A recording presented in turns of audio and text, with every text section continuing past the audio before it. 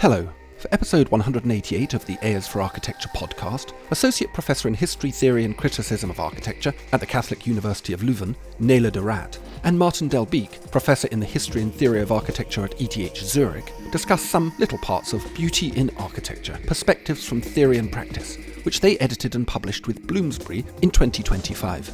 Beauty in Architecture connects ideas from across practice and theory that consider how beauty might again become central to architectural discourse. Re-emerging in public debate, beauty sadly remains contested in critical and architectural discussions, often treated with suspicion as an issue of politics, and bad politics at that, and therefore best avoided in polite society. But, as we discuss, perhaps by taking beauty seriously again, architecture might permit of, and articulate, if not govern, broader reflections on values, identity, class, ecology, and the notion of a shared cultural life. A is for Architecture, a podcast about architecture, buildings, urban culture, and space. Hello, and welcome to another episode of the A is for Architecture podcast. I am very pleased to be talking this morning to Nele de Raedt and Maarten Delbeke. Thank you very much for joining me. The both of you, it's lovely to have a pair on here. It should make for a good conversation. We'll be talking this morning about your book from last year, Beauty in Architecture, Perspectives from Theory and Practice, which you edited together and published with Bloomsbury. It's a really fascinating book, and when I saw the title, I get sent these lovely round-robin emails from various publishers, and when I saw this one, I thought, yes, we need to talk about beauty because it's quite controversial. It's particularly controversial at the moment, and perhaps we'll get to that. As I say, thank you so much for joining me. Before we get going, would you be so kind as to introduce yourself? And we haven't decided who's going to speak first, so you can fight that out amongst yourselves. Nele, please go ahead.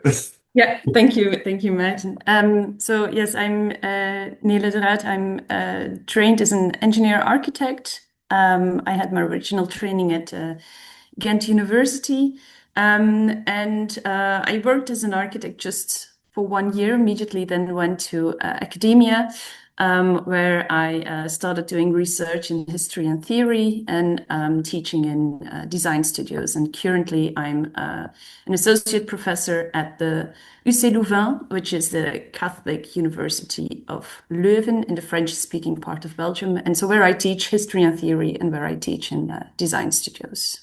Why so short in practice, other than, is it screamingly obvious because you found it a bit boring?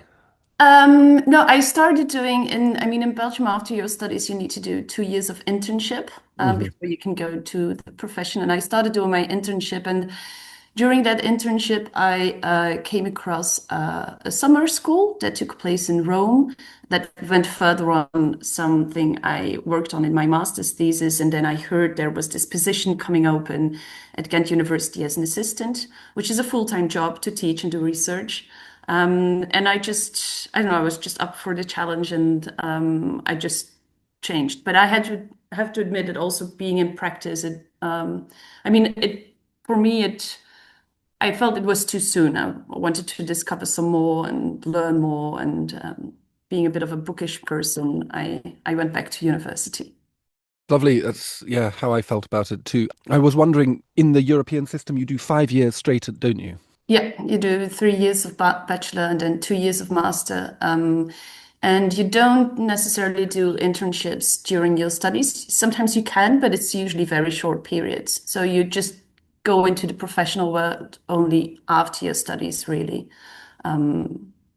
That's how it works in the Belgian system.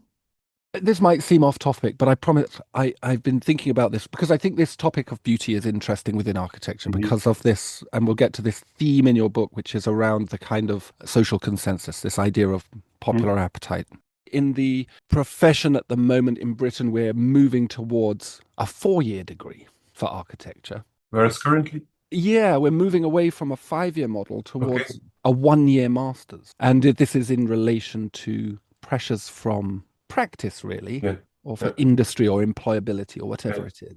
I think it's really about market share. But there's this idea that the public want architects that are technically competent, but not necessarily trained in philosophical thinking. Do you have similar discourse in your home countries? Is there this tension between practice and academia? Is there this tension between, I guess, thinking design, into which aesthetics and beauty fit, versus technical competence? No, very much so. I think it's actually very much at the center of many discussions in architecture schools across Europe, and definitely here. So I'm at ETH in Switzerland, in Zurich. And here the model is slightly different because here you have to do an internship during your studies, so 1 full year, Mm-hmm. which somehow binds the curriculum closer to practice. And in a way, you could also, the whole curriculum is much more geared towards architecture as a profession as opposed to architecture as a field or as a discipline than, for instance, what we know from Belgium. So that tension is almost permanently there. So why, or what is, you could say, the role or purpose of, you could say, the academic environment around studio teaching with relation to, you could say, the training of uh, architecture students as future architects. Mm. I think that's actually one of the constituent tensions within any architecture program, and I think somehow architecture programs can be characterized by how they negotiate that tension, because it is a real tension, both you could say purely in terms of time, where do you invest your time and energy during your studies, but also how do you think of this kind of relationship between the again more academic disciplines and design? Do the academic disciplines serve to enhance or improve design? Is it a kind of operative, almost utilitarian relationship? Or is it rather the other way around, where actually the academic environment is a kind of permanent challenge to the kind of assumptions, the discourse, and so on that exists within design teaching? And there, I think beauty is very much one of those kind of arenas where you Mm. can think about that exchange. Because one of the, I think, very important impetus for making the book for us was precisely that. On the one hand, it's clear that in the studio, beauty is not a topic. Studio teaching, you can't sort of just make a project and say, this is really good because it's beautiful, period. Mm-hmm. So then you basically get slaughtered, I think, still. So beauty is a bit of a taboo word, but at the same time, there's a whole kind of discourse amongst architects that you could say is a kind of implicit acknowledgement of aesthetic preferences and so on and so forth, but which are labeled differently. It's about atmosphere, about character, about authenticity, about truth to materials, and so on and so forth. And so I think one of the reasons why we made this book, and also why we made a book looking at beauty from theory and practice, is exactly that we think that by bringing in some discussions, some thematics, that we can somehow challenge that status quo in the studio. Maarten, we didn't get an introduction from you. No, yeah, you immediately. Yeah, so I'll be brief. So I'm professor of history and theory at ETH Zurich, in the Institute for the History and Theory of Architecture. I also trained as an architect, also in Ghent, a little bit longer ago than Nele. And I actually have a very similar trajectory. So trained as an architect, did 1 year of practice. Then I also became an assistant, wrote a dissertation on Roman Baroque. And since then, I've been basically on an academic path working on early modern architecture and art in Europe. Early modern being from 1540 onwards. Yeah, from, let's say, roughly 15. I mean, it's very long, early modern, 15 until 1500, 1850, more or less. Yeah. Yeah. Well, I think it's an important clarification, architectural history's modernity being a little bit older than perhaps Yeah. how folk think about it. You've already raised an interesting synthesis, which is the discussion around aesthetics and beauty. Hmm. Maybe it would be good to confront this first of all. What are you talking about when you talk about beauty? Hmm. And where, for contemporary practice and for contemporary theory, does this idea about beauty and the challenge to it, or the challenges that have come to it, stem from? So I think, in a way, and we also mentioned that in the introduction, we come at beauty literally from our background as historians. So I think we look at it more as a kind of historical problem, as something that has always been there in various shapes, various functions within architectural discourse, architectural practice, in the way in which architects have tried to negotiate and justify their role in society, but also in the way in which audiences have engaged with architecture. And so in that sense, aesthetics, I think, is of course important because at one point beauty becomes, I mean, generates almost, you could say, a philosophical discipline of its own from the mid 18th century. And as you also write in the introduction, architecture immediately poses a kind of challenge to aesthetics, and because architecture is never a purely aesthetic object. It's also utilitarian. It has materiality. It has to be constructed. It also stands in the world, so it engages in many different ways with many different contexts at the same time. So it's not fine art, which is also, you could say, a tension that is also older than the 18th century. The whole idea of whether architecture is actually an art, a visual art, a craft, and so on, is, you could say, almost ingrained in the history of architecture. But so in that sense, I think my way of looking at it is that somehow we seize the impurity of architecture as an aesthetic object, as a kind of invitation or almost a tool to think about what is specific to the beauty of architecture, if that makes sense. So there is this, I think you point to very interesting tension. So I think architecture as a specific practice, discipline, is not really covered or doesn't easily find its place in aesthetics. So there's always this kind of tension, and Kant makes it very explicit in this third critique that so he literally says that architecture can't be an object of pure aesthetic enjoyment. But I think this is exactly what makes the discussion about beauty and architecture interesting, because again, we're always, I mean, intuitively or not, and probably the farther you are from the discipline, the easier you find it to talk about architecture in aesthetic terms. So how do you basically deal with that tension? I think is a very Yeah, and I think, I mean, for us, when we first thought about working on this subject, beauty and architecture, I mean, I went to Kant and I just read it and think, okay, I just need some external input to start thinking about it. And I think what he says that architecture can never be a pure an object of pure aesthetic judgment, because you always have an idea of what good architecture is. I think, and that when you say something is good, that you are making your judgment on whether something is correct, and so you are making a judgment, a cognitive judgment, and not an aesthetic one. I think it was really a very good, like it suddenly made sense for me, this distinction. And also whenever we talk about beauty and architecture, that actually there is a lot of tension where people start talking next to one another, and there's a lot of confusion going on. For example, at the workshop that we organized in preparation of the book, I was talking with one of the authors, Sarah Michank, and she was also saying, like, but people don't get it. And I said, yeah, but if you want to get something, you need to understand it. And so then you're talking about what is good and not necessarily what is beautiful. And so a lot of confusion about beauty in architecture, I think, resolves around this distinction. And it was very clarifying, I think, for us when we worked on the book, that it's a good point where it becomes difficult to talk about beauty in architecture.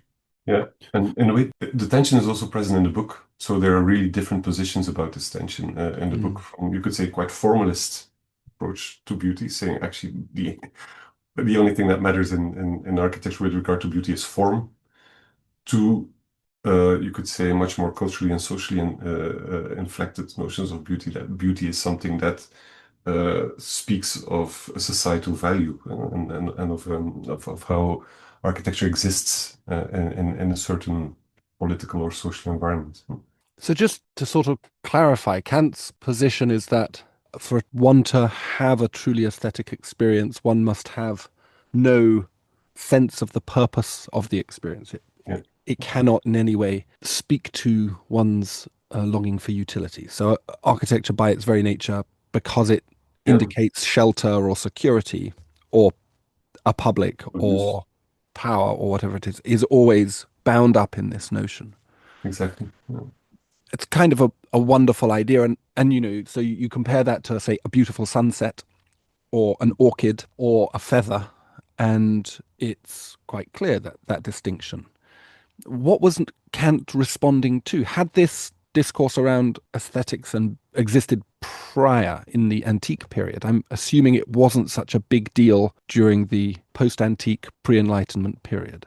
I think one discourse that Kant is definitely reacting against or working with is the whole discussion about taste, which really becomes very important from the late 17th century onwards. And Perrault, Claude Perrault, who is, you could say, also one of the instigators of the book. I think I've worked on Perrault and on his notion of arbitrary beauty, the fact that beauty is always an aesthetic judgment about architecture is always rooted in a kind of prejudice or kind of accepted code. That basically is, you could say, one of the starting points of a discussion which becomes really prominent in the early 18th century and is about taste. So what is good taste? Is good taste something that is inherent, or is it something that is learned? Is it something that basically depends on class? Does everyone have access to good taste, and so on and so forth? And that is also, of course, very much bound up with what is happening politically and socially at that moment in the Ancien Regime, where you had the aristocracy, also the bourgeoisie, that basically claim an arts and kind of lifestyle of their own. And Kant is very much reacting to that in part. So he really wants to understand, try to articulate, you could say, objective criteria to define aesthetic judgment. And for that reason, he really wants to, I think, extract it from any, you could say, interest. So taste is a kind of interested aesthetic judgment. So I like it. So it's important for me. It's something with which I can identify myself. It's something that distinguishes me. And I think one of the things that Kant wants to do is sort of to step away from that and say, no, if we think of it in a disinterested way, what can it actually be? So that, I think, is a really important, you could say, interlocutor or sort of a point of reference there.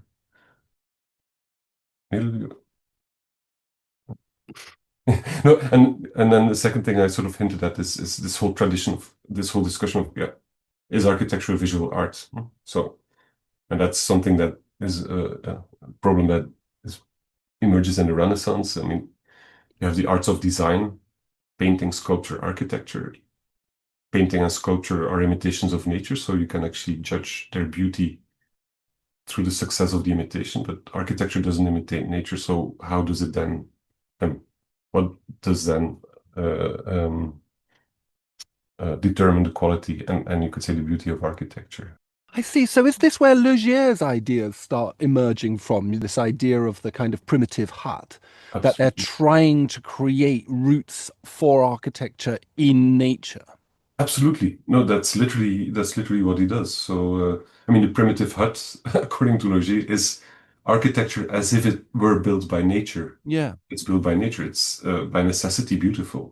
So probably you remember that in you could say the first pages of the essay sur l'architecture, he does this kind of empirical experiment where he says, I just walked into churches or into buildings and I tried to see whether I found them beautiful or not. And then I actually tried to extract the laws of architecture that sort of generated that sensation. And then it's the law given by nature. And this law given by nature is embodied basically in the hut.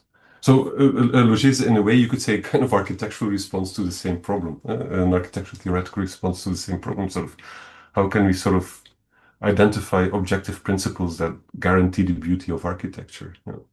Yeah, but of course, the idea of architecture imitating nature comes much earlier than Leger. It's also the question of how you want to imitate nature, and because you can see this already during the Renaissance when they say, okay, in Gothic architecture, architects were also imitating nature, but they were allowing the bizarre and the overwhelming ornaments. But actually, you need to look at nature in a more rational way and look at how the Romans and the Greeks looked at nature, and they did it right because there was a method there behind it. So it's definitely something that is part of a much longer discussion. But I think indeed, I mean, to come maybe back on how we came to this book, I think the fact that both Maarten and I work on the early modern period, because I work on mostly on well, late medieval, early Renaissance architectural theory, is that beauty in those theories is just omnipresent. It's always there. I think that was also one of the things, when we started thinking about the book is, okay, but actually in the texts we read and in this long tradition of architecture, beauty was always there and now it isn't. But still there are aesthetic judgments being made. So, we need to get this back on the agenda and see what comes out of it. And interestingly, I think when we first started about working on the project, we were a bit hesitant, like what will people want to engage in this topic, because it is a bit of a taboo. But the more we talked about the idea with people, the more we realized that actually also architects, they were saying, yeah, actually I've been thinking about it. Not been talking about it, but I have been thinking about it. And so it was something that was very much present in the minds of a lot of the authors we worked with. And so it was a nice opportunity to kind of bring that explicitly to the fore. Yeah. I think this is very interesting, this idea of the omnipresence of it. How was this articulated? And was it an assumed character of competent work, or were architects or designers, was it part of their obligation to be one of these people, was to attempt to be beautiful, to make beauty? I think, I mean, so what we're working on, I'm mainly working on architectural theories within the Western, tradition, and I think that, I mean, it was just a kind of natural thing that you would look for in architecture. I think a lot of, especially so if I look at the Italian Renaissance, people built, for the common good. They built in honor of God, and so it was just like it would just be inconceivable to try to build something in honor of God that would not be beautiful. So I think it was just a natural, and as Vitruvius says, there's three things in architecture, and one of it is beauty. And if you look at Alberti, it's like, okay, beauty is the most important. So I think it was just kind of naturally assumed that what you were looking for when you were building. It was just not questioned. Yeah. But there are two really interesting aspects there. I think one is that beauty is somehow instrumental. So it is associated with religion, with power, which, as Nele says, means that if you make something ugly, it's not just an aesthetic problem, it's also a religious problem, an ethical problem, political problem. So in that sense, it's omnipresent, but it's always embedded or related to other values. And I want to add something else which now escapes me. But again, yeah, but yeah, and no, and in that sense, that was the second point. For instance, in Albecti, as Nele says, and Nele knows Albecti much better than I do, beauty is really central in his thinking about architecture. It is basically the thing that defines architecture, and things come together in this kind of unique, beautiful way. What is interesting, if you look at it in the 16th, 17th century context, that it actually is omnipresent, but in a much more implicit way. Then it becomes proportion, or it becomes the splendor of materials, or it becomes suitability. So also beauty in architectural discourse somehow changes guise, which I think has to do with the kind of expectations that are being projected onto architecture by society. And it's a way in which beauty is one of the ways in which, or the ability to make beautiful things is one of the ways architects sort of legitimate their role in society. And sort of the way in which beauty then becomes encapsulated or associated with other notions somehow indicates what architects think that they can offer to society. Bringing off that word society, I want to come back to this idea that Nele, you were talking about, which is why we struggle in architecture with it. when the public doesn't Yeah. as much. And I think that that's a fascinating tension. It perhaps explains or goes to some way explaining why architecture is a marginal practice, particularly Yeah. in Britain, but even so, that we don't correspond almost by design. And you can see the education process to some degree is a process in detraining young people out of normative aesthetic judgment. Yeah. There is this kind of clear trajectory away from normativity, from accepted aesthetic. But we have also, and it comes back to your word around taste, Maarten, we've also become the arbiters of what constitutes good taste as well. So we sit in this strange world.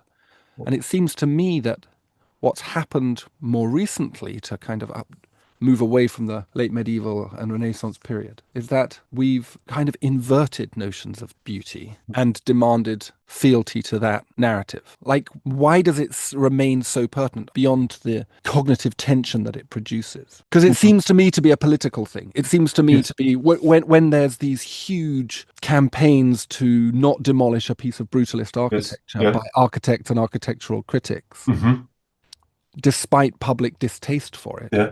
It seems to me that's like right at the heart of the problem, because it has become political again, hasn't it? You've got commissions for beauty under the present the United States president. We had it in England, Britain, under the last Conservative government. Yeah, no, but I think in a way, politics or the political is a kind of third party in this conversation. You have architecture, you have the public, and then you have the you could say the political uses of beauty, and of course currently there's someone in the White House whose favorite adjective is actually beautiful.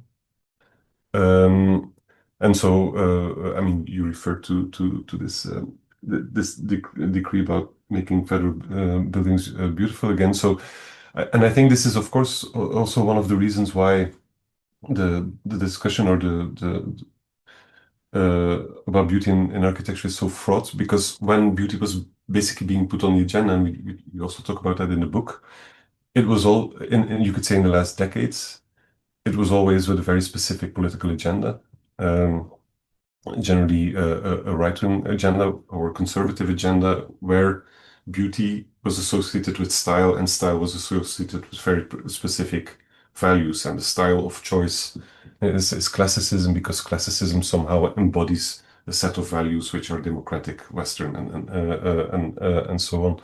So that I think is you could say also always one of the elephants in the room when beauty is being discussed. Also because, and I think the example of the brutalist buildings is a very pertinent one, in the sense that, of course, as soon as beauty becomes a matter of public debate, it becomes political. Also, one of the triggers for making the book was that recently in Belgium, we've had a couple of cases where recent architecture was either violently attacked by the public. So one case was the extension of the Steen museum by Noah Architects in Antwerp. And then another case was actually a project of Sarmeegank, or the office of Sarmeegank in Ghent, for a visitors pavilion near the Gravensteen, the Gravensteen, which is the medieval fortress in the center of Ghent, so which also, of course, immediately became this kind of political symbol of what Ghent is and what the city of Ghent is and what it stands for. So in that sense, you're absolutely right. So as soon as you get this public discourse, beauty becomes this kind of issue to which political and moral values are being attached, which I think is also one of the reasons why architects sometimes shy away from it, because it basically makes you vulnerable when you propose beauty as an issue of public debate. But I think what we try to do is that actually this moment of vulnerability is actually a very interesting moment, because it actually forces you somehow to declare your stakes in the conversation.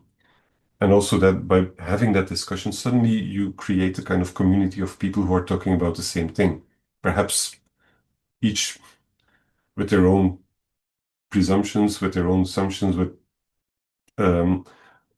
perhaps not the same vocabularies, not the same levels of expertise, but exactly these differences make that conversation vibrant and valuable. So the point that I think, try to make is that actually by putting beauty in the center, you're basically engaged because it's also kind of emotional thing. It's something where you have an involvement. It's something that is important, but which also somehow can put you in a position where somehow you have to declare your position, your positionality, the authority on which you make your on the basis of which you make your judgments or your assessments.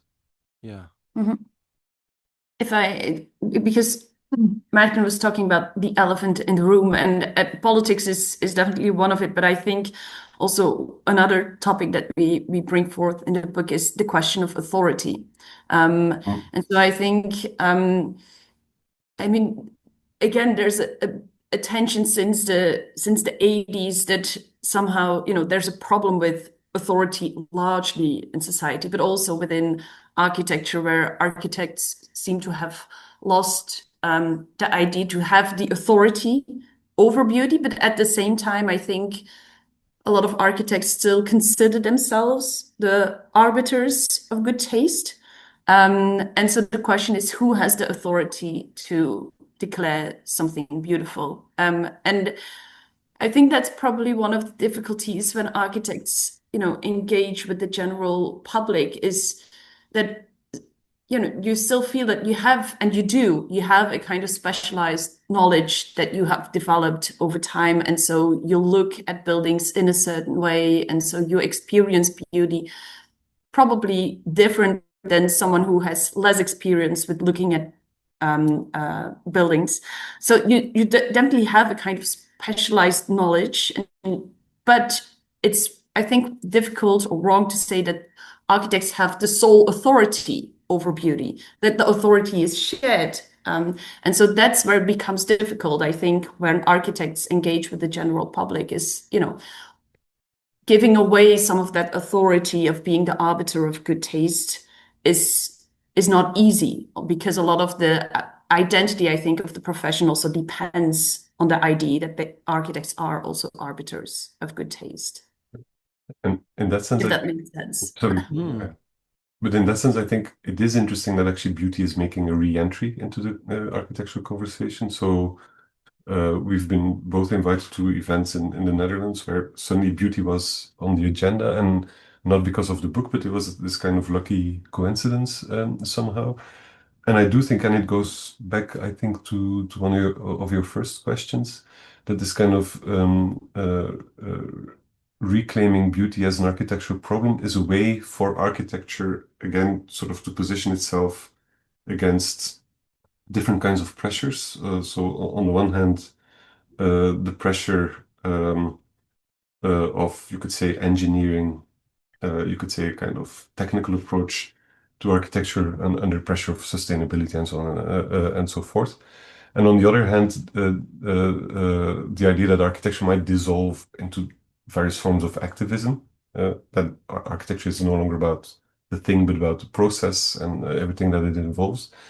And so this attention for beauty is again a kind of way of claiming a specific kind of authority, but also a specific kind of knowledge. And I think this is also interesting in and of itself. I do think that one of the things that architects have to offer in a discussion about beauty is a kind of literacy of form, or literacy about form. And so probably, probably beauty is, or thinking about beauty is an opportunity to think about sort of what this literacy exactly means and what it can actually contribute to the built environment today. We'd have to get almost entirely new design faculty. It would be a nightmare if we're going to. Or we can gently re-educate them as well. Yeah. Send them to beauty camps. Send them to. I mean, maybe we just reintroduce the grand tour and just add a few new. But again, here you really touch upon a really important issue that also came up in the seminar. Is of course that beauty is associated with the canon. It is a very Western-centric, Eurocentric notion. And we've tried to address that in the book. I'm not sure if we sort of managed to address that question in its full complexity. But of course, again, if beauty is the classical is of course this very Western idea of what art and architecture should be about. So just to be 100% explicit, I don't think we're advocating for reestablishing the Grand Tour as a kind of obligatory part of the curriculum. I think it's actually more a kind of invitation towards reflexivity on the parts of, you could say, all the parties that are involved in discussions about and we think precisely because beauty isn't explicitly political, but explicitly about form, but implicitly that it can be this kind of open invitation towards a kind of reflexivity. I'm going to ask a really broad and expansive question that kind of tries to deal with more of the book, because there's 12 papers in the book.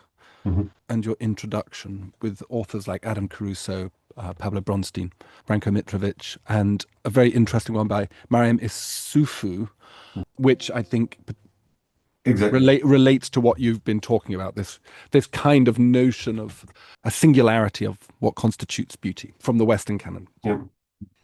And it's a really very interesting collection of authors, and as you say, I'm assuming it did come off the back of a session at a conference, and so there has that interesting tension in it as well, which is that some people become very detailed about one thing, and other people are addressing the theme more broadly through broader ideas, which creates a nice kind of fluctuation, nice pulse to the book.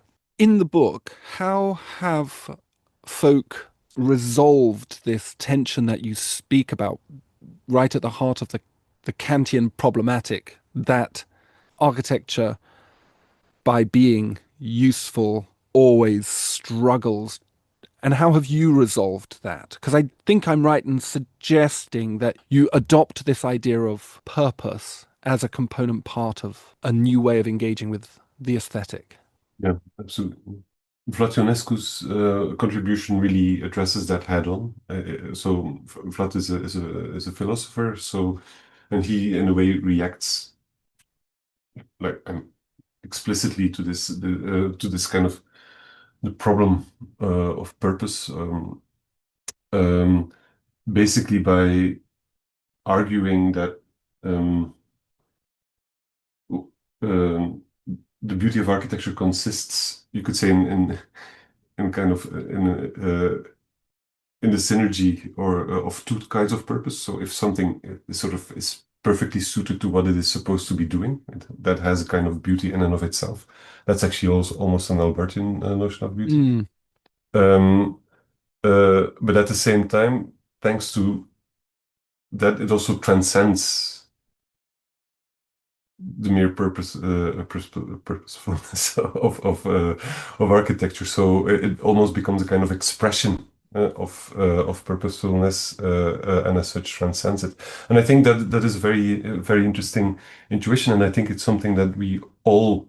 I mean, we both teach in architecture schools. We are both invested in studio teaching. So on the one hand, we are sometimes irritated by how architecture is discussed in this context, but at the same time, it's also clear that many people share implicitly a kind of recognition of these moments when a project comes together, and that in the way it comes together, it both addresses in a very beautiful way, you could say, a specific problem, but in doing so becomes something more than the answer to that problem, and sort of contributes something to an environment, to society, to the world in which we live, which is not defined by that primary purpose.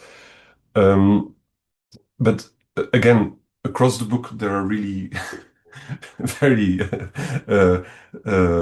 different answers to that. So as I already mentioned, Branko Mitrovic sort of steps away from that entirely and sort of locates beauty entirely in the form of architecture. So anyway, Yeah, and then we have, authors like Mariam Issoufou or Adam Caruso or Willem-Jan Neutelings who say, no, actually beauty depends on not only on the perception of form, but on a whole bodily experience of the building, and also depends on, on touch and on acoustics and, and what we hear and we smell, but also the identity and the meanings that the building has, or what it means to someone who looks at the building. But I think I wanted to come back to your question, Sal, because you asked how does the book resolve this, and I have the impression that our book does resolve many things. no, it doesn't. I think that was one of the questions that we had for ourselves, and about the purpose of the book. And I think actually the book mainly wants to set a lot of different positions next to one another, and let all the authors speak for themselves, and accept that there are many different ideas about beauty, what it is, how it is perceived, how it can be created, what purpose it has. And that we definitely, even if we, have been trained in a Western tradition and work on, European history, that this is just only one perspective. It is our entry into the topic, but there are many different entries possible, and that beauty in itself in architecture will be complex, will be layered, will be rich, will be multi-dimensional, and that's okay. But that one of the conditions, if we want to put beauty back on the agenda of the architectural profession, is that we will have to accept that there are many different positions and that it will be difficult to have a consensus. But that, at least we need to try and start having a conversation. But I think, as we also write in the introduction, there were things that came up, and of course, the group of people in the discussion was biased because we invited them to talk about beauty, so it was the topic. But again, I think there were things that always came back. Beauty is important, so it's not something that you can do away with. So it is really essential, if you can use that word. It's complex, so there is modernism and modernity are kind of also constant point of reference, sort of what happened over the course of the 20th century, is always somewhere present in the discussion. And so there was, I think, in all the essays, there's a plea for complexity, for accepting complexity. And I think thirdly, that beauty is situated, so that it's not this kind of transcendental category, but that it sort of emerges in a particular environment. And for instance, I think Magami Zufu's piece is very, it's very important in that respect, because she speaks of the right of beauty and sort of, and very much against this idea that you could say architecture in the developing world, or architecture that comes about in precarious conditions, should not be beautiful. So she writes really against that idea that there's this kind of first basic layer of architecture, and then beauty comes on top.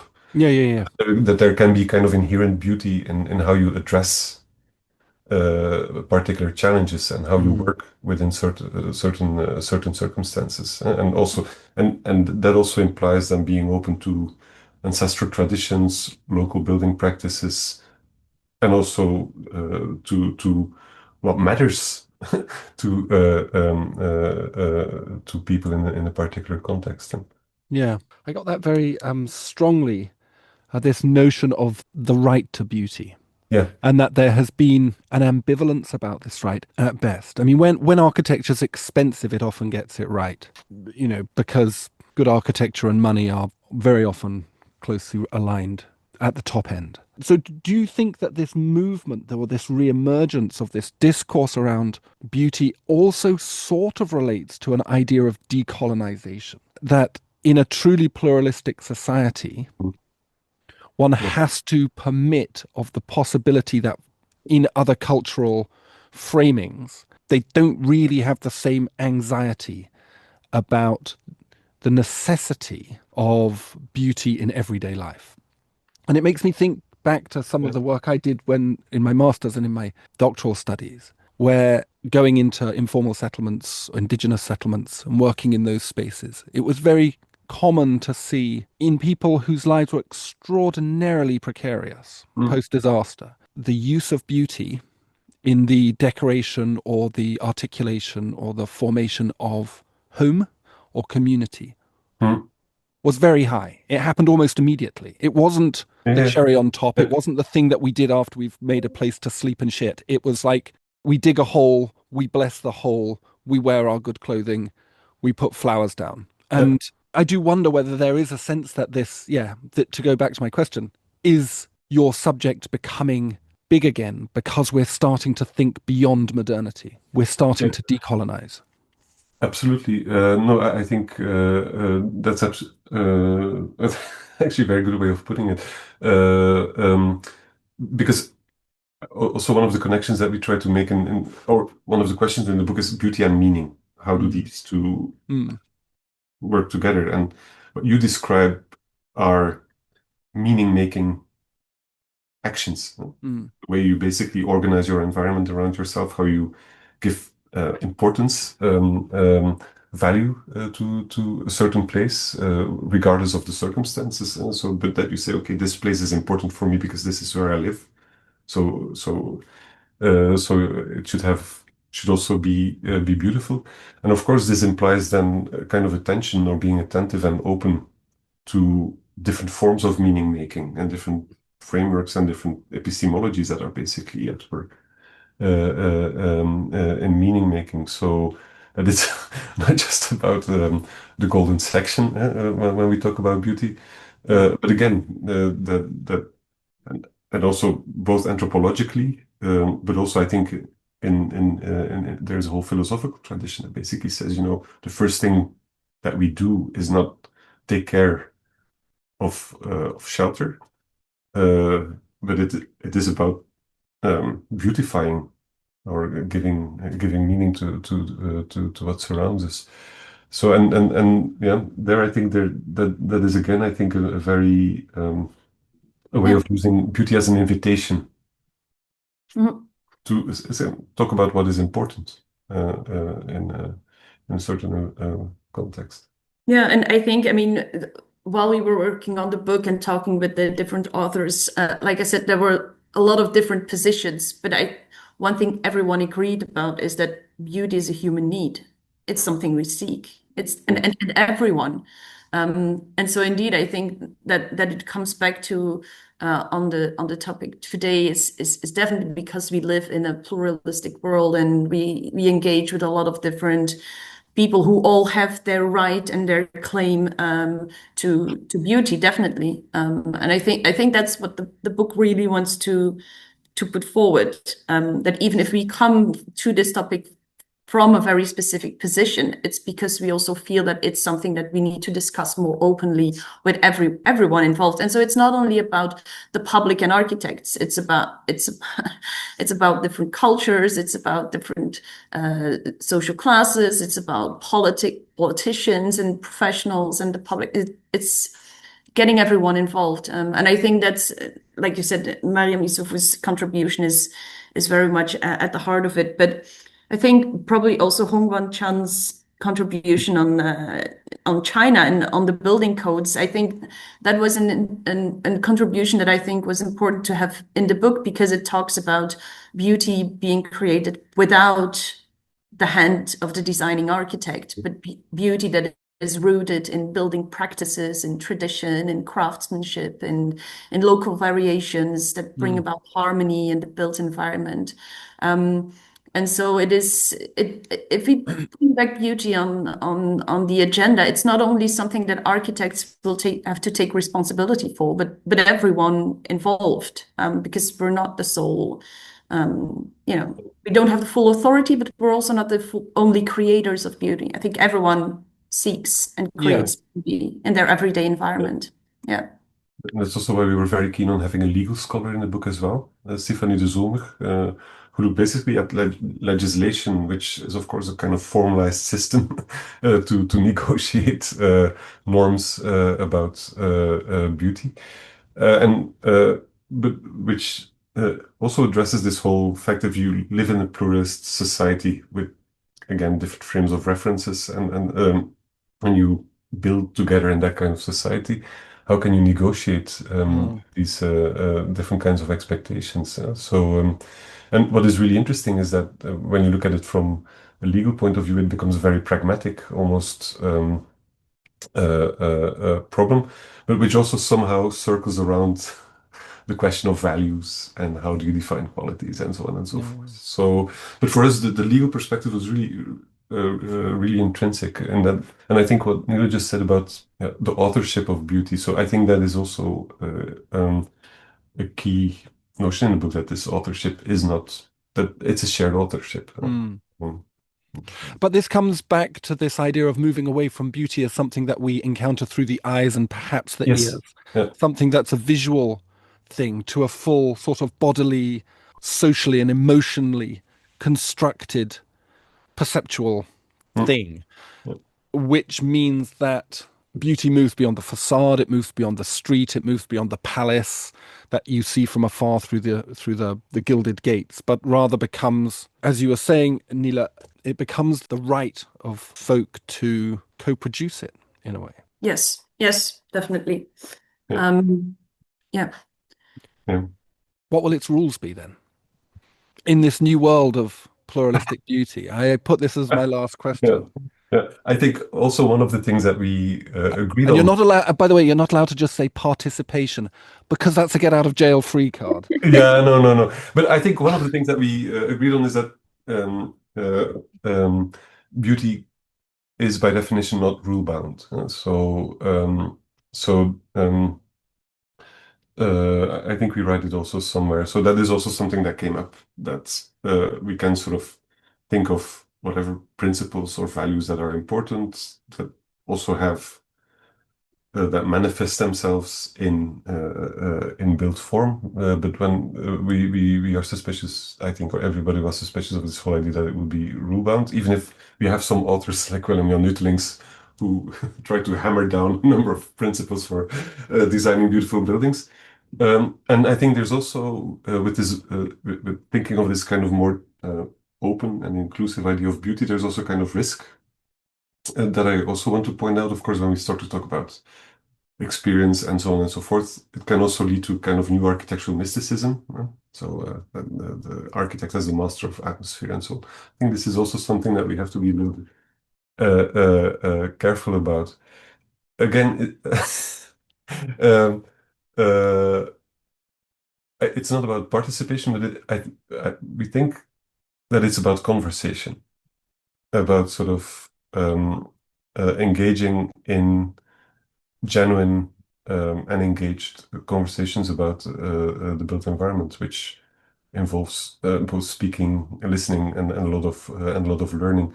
And I think the experiment that Saik Meegang develops in the book there is really interesting. So she makes almost a kind of matrix of epithets, sort of linked adjectives that she proposes as a way to try to articulate what you see or what you experience in certain kinds of spaces. And that I think is a really important aspect of it. It is also partly about vocabulary, about the lexicon and the tools that you would be using in that conversation, which will also be visual tools. And so it was also very important for us to have an artist in the book. So Pablo Bronstein's drawings of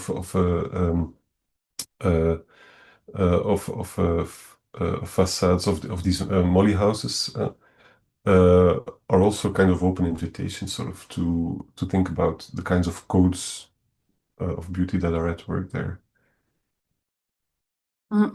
Yeah, and I mean, I think so. Yeah, participation. You can have participation in creation, but you can have participation in discussion. And I think indeed that's where it starts. That's where its rules will be, is to first already start discussing about it, and everyone will have their responsibility in taking the subject serious. And so the beauty that will result from it will be complex, it will be layered, it will be very diverse. There will not be one beauty, there will be many beauties. And I think that's where it's probably heading. Wonderful. That's a great point to finish on. Thank you very much, Nele. Thank you very much, Maarten. Thank you. Fascinating introduction to a wonderful topic. Thank you. Yeah. Thanks for having us. Pleasure. It was a lovely conversation. The artisan knows nothing of that. Still, without knowing all that there is to know, his hands continue working swiftly in the process of creation. It is said that the voice chanting for salvation is no longer that of the believer, but that of the Buddha himself. In the same way, the hand of the artisan is no longer his or her own hand, but the hand of nature. The craftsman does not aim to create beauty, but nature assures that it is done. He himself has lost all thought, is unconsciously at work. Just as faith appears of its own accord from ardent belief, beauty naturally appears in works unconsciously created. That's from Soetsu Yanagi's The Beauty of Everyday Things, an exquisite meditation indeed. Thank you to Nele and Maarten for taking the time to speak with me. Please see the podcast description for links to the book and to Nele and Maarten at work and on social media. And thanks for listening.